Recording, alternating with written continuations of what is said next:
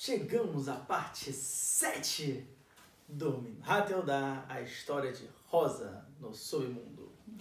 Então, onde nós estávamos? Submundo, parece até... A nossa heroína, a nossa heroína da história, Rosa, ela conta um segredo muito importante pra gente, que ela pode entrar num ser, mineral, vegetal, animal, para fugir desses anjos, desses Malachim Mashchetim, né, que são os anjos de punição, de penitência. Quando eles param de Quando bater. eles param de bater. Eles pararam de bater, ela pode Quanto entrar. tempo ela tem? Esse é o Hidush. A partir do momento que ela entra, eles não têm permissão de tirar ela, senão para levar ela pro Beidin, naquela porção diária deles chegarem e dizerem, olha, e depois ela pode voltar? Depois eles vêm com ela apanha lá. Lá ela apanha. Depois ela volta, e aí quando ela volta, ela pode entrar rapidinho. Eles não têm permissão de segurar ela, pra ela fazer isso, pra ela não entrar. Então ela entra e ela pode ficar lá. E isso cria pra ela, vamos dizer assim, um tempo de... Ela pode respirar. Pô, aí você me pergunta, mas se ela faz isso não prejudica mais ainda a alma dela? Não cria caixas espirituais? Não. Porque as caixas espirituais, elas são criadas em vida. Ela já está morta. Se ela está morta, não tem como criar cascas espirituais depois da morte. Então ela está lá, ela só consegue descansar. Também, obviamente, o tempo dela, ele é congelado. Ela não está pagando por aquele tempo. Ah, entendi. Ela tá, tirando férias. Exatamente, mas ela não está apanhando. Claro, porque, 100 anos, por exemplo, foi o tempo necessário para quebrar as caixas espirituais daquele jeito. Tô tremendo um pouquinho, porque, né? Tô tentando focar um pouco Tudo mais. bem, não sem problema, a gente tá bem aqui. Ok? Então ela dá esse Hidush, um Hidush gigantesco. E aí logo depois ela fala o seguinte. Ela fala, então, mas se eu entro numa pessoa, os anjos, por mais que eles não possam tocar em mim e tudo, tem uma coisa que pode me afetar, que são os Ihudim.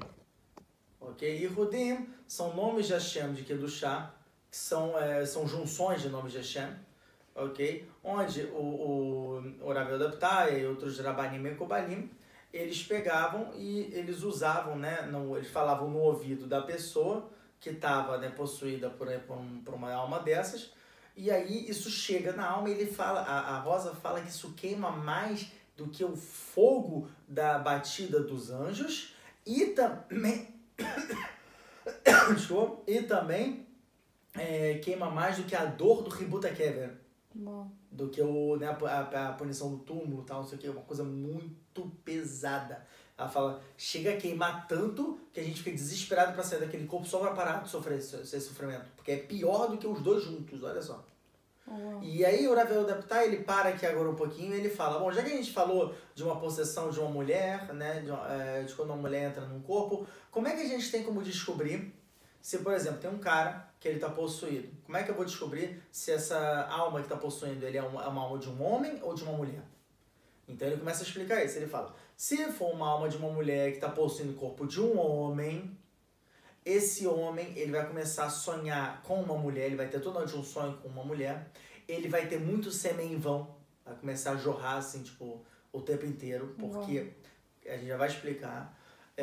E também ele vai ter o tempo inteiro muita ereção. Ele vai ficar realmente com muita ereção. Então fala que... E ele vê a cara dessa mulher? Ele não vê a cara... Em sonho. Em sonho ele vê. No sonho ele sempre vê, tal, não sei o quê. E ele começa a ficar enfim, né? Ele fica realmente bem perturbado por isso. Só que detalhe, tanto a mulher quanto o homem que o Rav Adaptai descreve aqui, ele depois fala, né, uma frase explicando que isso é para a pessoa que foi condenada no departamento de Arayot, de relações proibidas. Ou seja, sei lá, se vem uma alma de uma mulher que é assassina, é outra coisa. A gente está falando do pessoal de Niuf. Ah, tá bom. Entendeu? Que é proibição sexual. Então, se for numa mulher, se um homem entrar numa mulher... Isso, e se for um homem que entra num corpo de uma mulher... se for uma alma de um homem que entra num corpo de uma mulher, essa mulher ela vai também ter um sonho onde vem um homem toda noite e deita com ela. Ela vai parar de ter vontade de fazer relação sexual com o marido, se ela tiver um marido. Ela vai parar de ter vontade de fazer coisas de mulher, que afinal de contas o homem não gosta de fazer trabalho de mulher. E ela vai comer, ele fala, em casos mais extremos, inclusive ele pode se ver uma fricção no órgão sexual da mulher, né, externo. Ou como assim uma fricção? Uma fricção, não sei se é rachadura, fricção. Um machucado. Como se fosse machucados, no caso, lá na região da mulher e no ânus, né? Na parte contrária. Uau! E se é uma mulher, porque no caso a Rosa entrou numa mulher. Se for num caso de uma mulher, no corpo de uma mulher, um homem no caso de um homem, aí não. Aí realmente não acontece nada. Não acontece nada, aí fica mais difícil de você perceber.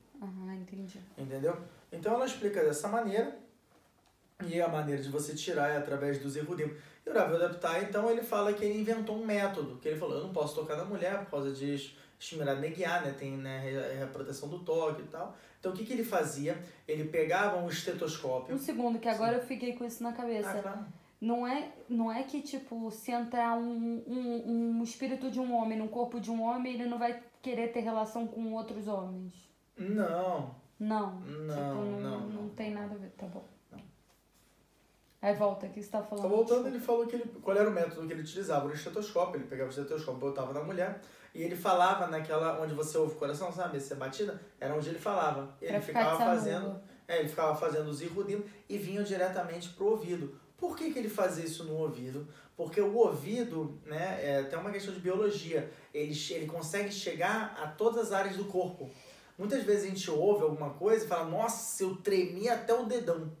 Por quê? Porque realmente o ouvido ele consegue trazer o som até todas as partes do corpo. Ecoa no corpo inteiro, né? Como se o corpo fosse oco.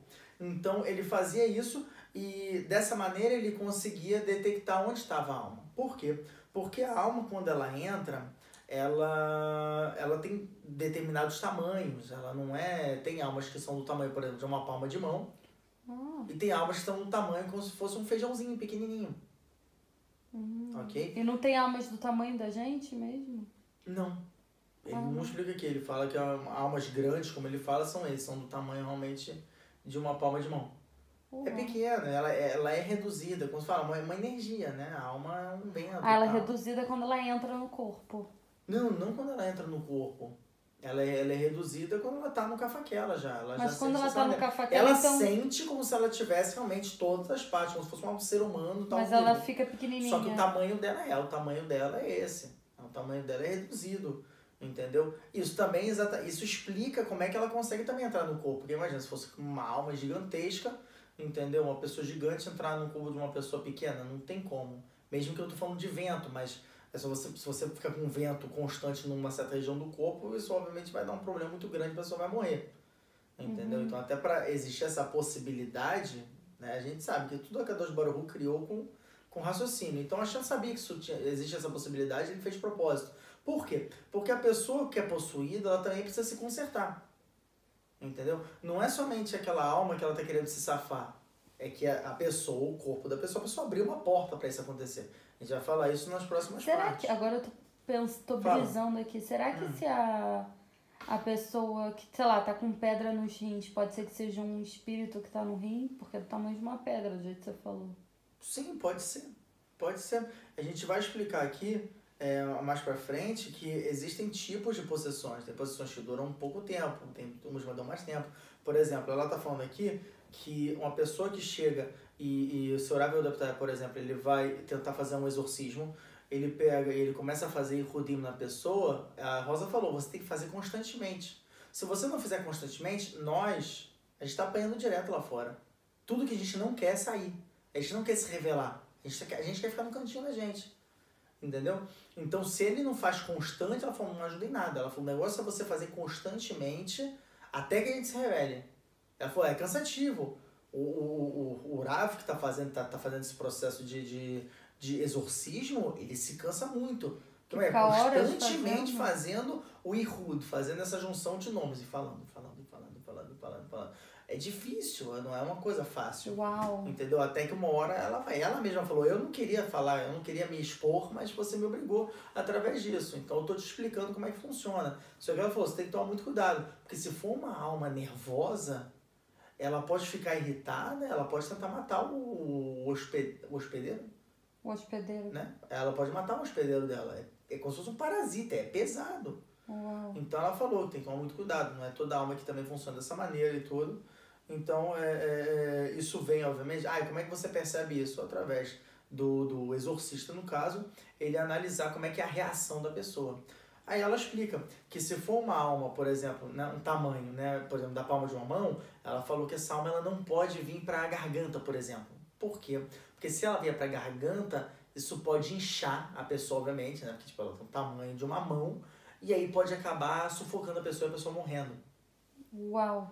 E se for do tamanho pequeno, né, de uma rúbia, né, que fala que é um feijão fradinho, assim, pequenininho, aí pode. E aí o que acontece? Se a alma ela entra aqui, ela fica no pescoço, o exorcista ele pode falar com a pessoa. Porque ela tá aqui e ela funciona, ela vai começar a mexer as cordas vocais e ela vai trabalhar no som da própria pessoa, olha só. E aí ela pode se comunicar.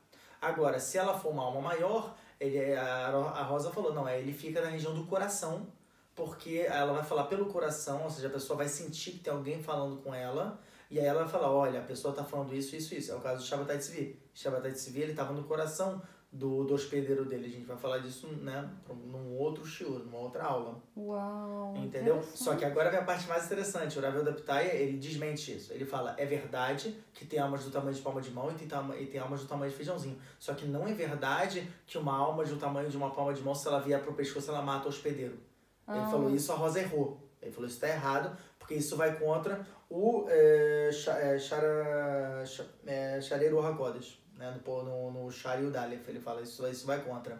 Então ele falou, por quê? Porque ele falou, é um vento, gente, é uma alma, ela consegue se moldar, então ela vai se moldar para ficar, digamos assim, né, o tamanho de uma palma, ela vai ser volume e fica espessa, ela fala por aqui, entendeu? Então ela fica fininha, mas ela sim tem como falar, entendeu? Ela não vai sufocar. Talvez ela não dela. sabia. Ela não sabia. E ela era do tamanho de uma rúbia. Ela no tamanho de uma rúbia, por isso que ela consegue falar, mas enfim, de qualquer maneira, entendeu? Ela desconhece essa informação, né? Ela é ignorante, ela não estudou sobre o assunto, entendeu? Eu sei, mas é que ela tava lá, ela não consegue... Também ela não saiu pra ficar batendo papo com outras almas que entraram no corpo, né? Exatamente, ela foi no desespero, ela conseguiu entrar e ela foi ficando. Descobriu a boa, foi entrando. E aí o Rav Yehuda Pitaya, ele termina aqui, nessa parte que é o que a gente vai falar agora, ele termina com um hidush, que ele fala, né, que inclusive em Shabbat, ele pode sim fazer Yehudim. Mas peraí, Shabbat tem uma questão que você não pode se curar em Shabbat, por exemplo, você não pode tomar um remédio novo em Shabbat. Você pode continuar uma medicação. Então, no caso, Yehudim, ele falou, não, Yehudim pode fazer mesmo em Shabbat e não tem din de refuá, não é como se estivesse tipo, curando a pessoa, né? Porque é uma coisa totalmente espiritual, então não é uma coisa material. E também não tem din de boreira, que você está separando o ruim do bom, que é uma outra pergunta. A gente tem uma melahá, tem um trabalho que é de boreira, você não pode separar o ruim do bom. E no exorcismo você está separando a alma ruim do corpo bom com a alma boa. Então ele fala, também não tem din de boreira, porque aqui tem safek de picor nefesh. Ele falou que tem uma dúvida que talvez realmente esse espírito venha a matar o hospedeiro. Não pela questão do tamanho, mas pela questão de realmente das dores que ele pode causar. Então a gente continua na próxima aula? Então a gente continua na próxima aula.